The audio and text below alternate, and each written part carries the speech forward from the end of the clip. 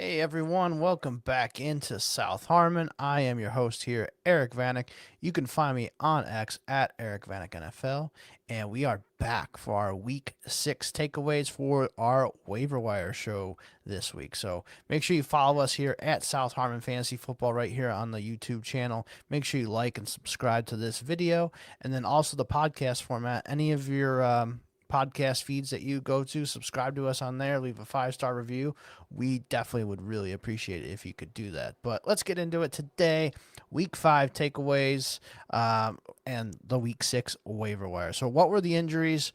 Who do we need to be looking to pick up in our redraft leagues? And as always, our deep dynasty leagues. And as a precaution, recording this before Monday Night Football. So obviously, with last week, we had the major Tyreek Hill knee injury that happened on Monday night, so that wasn't included in the pod. So if there is any major injuries tonight between Kansas City and Jacksonville, they won't be on this podcast. So let's get into the injuries. We didn't have any major injuries at quarterback this week, thank goodness. Brock Purdy did miss. Lamar Jackson did miss. I'm not sure. I'm pretty sure Lamar Jackson's not going to play because they have a bye the week after. So I think Lamar is going to be sitting out at least 2 more weeks.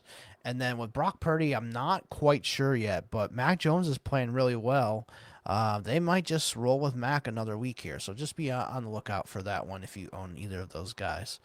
Let's get into the running back injuries that did happen yesterday. We had 3 of them. So Chuba Hubbard, so that popped up late in the week, that calf injury. I think we're just going to have to keep monitoring his status, but it sounds like he may miss 1 more week, maybe 2 more weeks. So just monitor Chuba Hubbard, Rico Dowdle. Definitely a pickup if he's even out there available, which I highly doubt. Marion Hampton, here's probably one of the biggest injuries from the week. He injured his ankle late in the game. He was seen in a walking boot after the game. So make sure you monitor Marion Hampton's status and see if we're going to have him next week for, a fairly big game that they have next week against Miami in Miami. Miami's looking pretty solid lately, and the Chargers have dropped 2 in a row. So the Chargers need to get back on that winning streak. Antonio Gibson, that happened last night in the Sunday night game. He tore his ACL, so he will be out for the season. So it is going to be Travion Henderson and Ramondre Stevenson 1-2 punch from here on out. Wide receiver injuries, only one, and that was Darius Slayton. The hamstring injury in the 4th quarter did not come back and play in the game. So make sure you monitor Darius Slayton's status. We might have, a couple more Giants receivers that end up sticking in there. And then last but not least is Brock Bowers, the PCL knee bruise. Have to monitor his status as well. Not quite sure what's going to be happening there with Brock Bowers yet, but just kind of, make sure we check him out. All right, let's get into my redraft quarterbacks this week. So that is going to be Matt Stafford versus Baltimore. We just saw Baltimore just get cooked by C.J. Stroud. And Stafford happens to be out there. I definitely want him. He did really good against San Francisco last week. So, yeah, definitely if Matt Stafford's available, he's probably one of the big pickups of the week if you need a quarterback. Next up is Daniel Jones versus Arizona. I mean, I don't know how many more leagues Daniel Jones is going to be out there in, but if he is out there, I like his matchup this week against Arizona. And then the last guy here I have is Mac Jones versus Tampa Bay. So if Mac Jones does start this week, I think he's somebody that you can consider here using in week 6. Dynasty quarterbacks, don't really have too many dynasty quarterbacks this week, but we did see Dylan Gabriel. They have talked about that Shador Sanders will probably start at some point this season. So I think if either of those Browns running back or quarterbacks are out there, those guys could definitely be worth a pickup as well. All right, let's get into my redraft running backs this week. So my number 1 redraft running back to pick up is Kendre Miller this week. So 26 snaps, 39% of the snaps. He ran 9 routes, had only 1 target, 1 catch for 8 yards, and he had 10 carries for 41 yards. So why am I telling you to pick up Kendre Miller this week? And I think it is pretty clear that Alvin Kamara is going to be traded here within the next month, I would assume. And in that case, Kendre Miller is the guy who's going to take over. And Kendre's already playing more snaps than Kamara. The you know snaps are pretty even between the two. So I think sooner rather than later, Kendre Miller is going to end up starting for this team, and he's going to be somebody that you want to have. So if he happens to be out there in your redraft league, just get ahead of it now and pick him up now. Next guy is Michael Carter. If he did not get picked up during your league this past week, 39 snaps, 57%. He ran 18 routes, 5 targets, 5 catches, 22 yards, and 18 carries, 51 yards, and 1 touchdown. So I think Michael Carter, if he happens to be out there, he is the favorite right now to be the number 1 running back for the Cardinals for the foreseeable future until Trey Benson comes back. Amari DiMercato kind of screwed up his chances, we all saw yesterday, which was not very good. All right, on to Dynasty running backs now. So number 1 here is Tyler Beatty. So 19 snaps, 26%. He ran 16 routes, 2 targets, 1 catch for 16 yards. He just continues to be a thorn in our side for RJ Harvey. Just want to throw him out there. Like if you just need like a best ball guy, I think Tyler Beatty's out there. And if he just catches some more balls and gets these snaps, like he could definitely be in your best ball lineup if you need him. Next guy is Zonovan Knight, also for the Cardinals. So he played 11 snaps, which was 16%. He ran 5 routes. He had 1 target, 1 catch for 13 yards, and he had 4 carries for 11 yards and a touchdown. So I think it's kind of like a hot hand approach that they have talked about. And if Michael Carter just isn't getting it done, I think Zonovan Knight has a hell of a chance here too. So Zonovan Knight definitely worth a pickup here for me. Next guys up, I'm going to put these guys together, and that is Hassan Haskins and Kamani Vidal for the Chargers. So 14 snaps, 21% for both guys. Haskins ran 7 routes, Vidal 6. Both had a target. 1 catch for 2 yards, 1 catch for 1 yard between them. And then the carries, Haskins 5 for 13, Vidal 4 for 18. So both of these guys are kind of split the carries if Marion Hampton ends up missing some time. So definitely both of those guys are worth pickups this week in our deeper leagues. Next guy up here, we're going to go over the wide receivers in redraft, and that is Kendrick Bourne. 11 targets, 10 catches, 142 yards. We keep seeing Ricky Pearsall was out, Jawan Jennings was out, George Kittle's still out. Like, if these guys continue to be out, Kendrick Bourne is their number 1 receiver. And I think even when Jennings comes back and Pearsall comes back, I think Bourne is kind of the 3rd wide receiver right now. So definitely want to hold on to him. Next guy up is going to be Jalen Coker. So I wanted to bring up Jalen Coker. His practice window has been opened up now, so he has 3 weeks to finally get activated. Sounds like it's probably going to take him that long to finally get activated, but I just wanted to bring up Jalen Coker. If he's available in your leagues, he might be worth a pickup here and kind of stash him here for a couple weeks. Next guy up is Dynasty wide receivers, and that's Demarcus Robinson. So 7 targets, 3 catches for 39 yards in the game on Thursday night. And I think he's a little better than Kendrick Bourne, but what do I know? So Bourne outplayed him and all that stuff. So I think Demarcus Robinson, somebody they targeted in the offseason, I definitely want to pick him up if I can.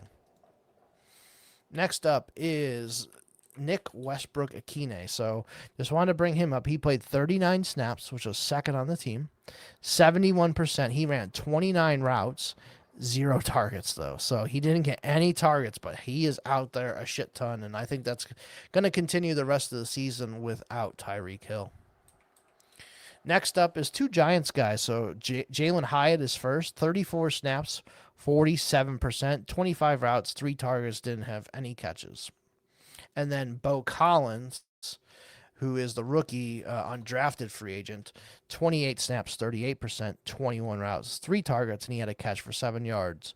I wanted to bring both of these players up just in case Darius Slayton has a big-time hamstring injury and he's going to be out. Like Hyatt and Bo Collins are going to sneak in there now into 3 wide receiver sets if Slayton is out a long time. So if Hyatt or Collins or both are out there for you in your deeper dynasty leagues, I think they're definitely worth a pickup.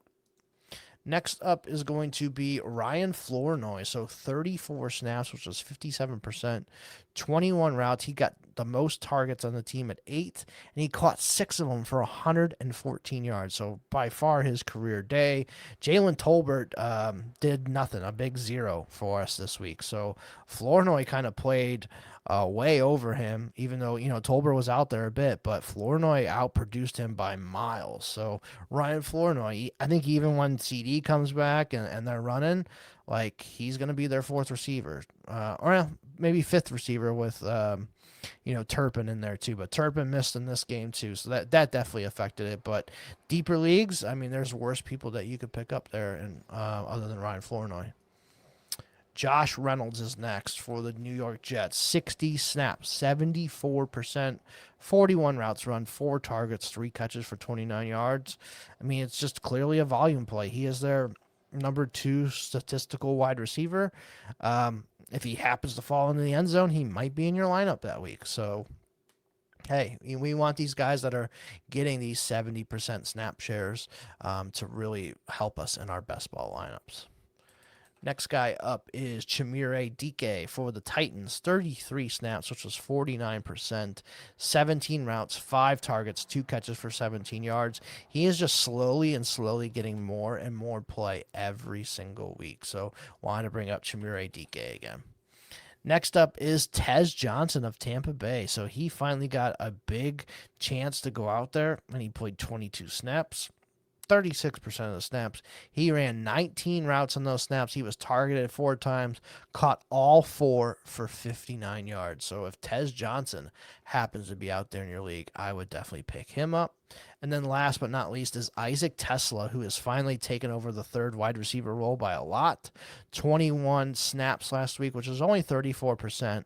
15 routes, 1 target, 1 catch, 12 yards, and a touchdown. Khalif Raymond only played 2 offensive snaps. So that's the big comparison there. Tesla is the new 3rd receiver for the Lions. All right, now let's get into our redraft tight ends, and I actually have a few for you this week. So Dalton Schultz, 41 snaps, which was 59%, 23 routes, 6 targets, 5 catches for 60 yards, and he's been stepping up quite a bit. So I think if Dalton Schultz is available for you in your redraft leagues, I would definitely pick him up.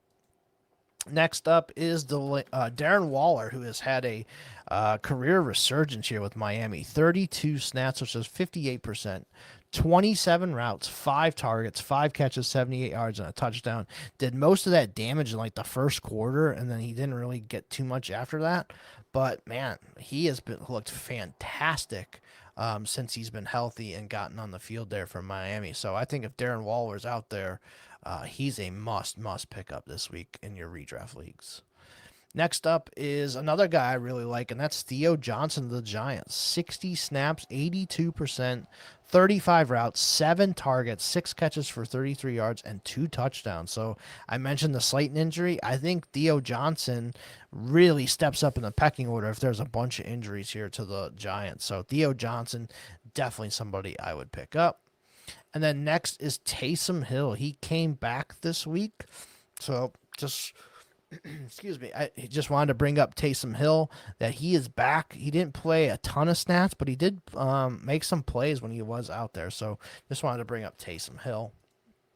And then next is going to be A.J. Barner, 49 snaps, which is 80% of the snaps, 22 routes, 7 targets, caught all 7 for 53 yards and 2 touchdowns. And he is just slowly becoming their number 1 tight end by far, and he's getting quite a bit of usage. So A.J. Barner, definitely somebody I would consider picking up this week. And then let's get into a couple Dynasty tight ends. So Julian Hill from Miami took over Tanner Connor's spot, basically 29 snaps, which was 53%. He ran 16 routes, 5 targets, 4 catches for 22 yards. So Julian Hill kind of taking that spot from Tanner Connor in our deep Dynasty leagues. And then next up is going to be Albert O. So Albert Okwuegbunam, 31 snaps, 46%, 24 routes, targeted 6 times, caught 5 for 36. And this is for the Raiders. With Mayer out and Bowers out, Albert O stepped up and he was their primary receiving tight end there. So if those guys continue to be out, Albert O is definitely worth a pickup. And then last but not least here is Gunnar Helm. So 44 snaps, 66%, led the Titans in tight end snaps. 23 routes, 5 targets, 4 catches for 34 yards here for Gunnar Helm. And he really, really stepped up this week. And if he happens to be out there in one of your dynasty leagues, he's definitely worth a pickup right now. Gunnar Helm, he's just starting to slowly creep in over Chicago. They pretty much were even in snaps and all that, but they're running a lot of 2 tight end personnel. But Gunnar Helm looked, pretty good again this week, so I think he's definitely worth a pickup. Nothing here for the what the fuck are we doing here, man segment, and that's a good thing. Like, these teams are running efficiently right now. They're putting the ball in the hands of the playmakers that we need. They're not, doing anything too crazy personnel wise to where it's affecting some of our star players.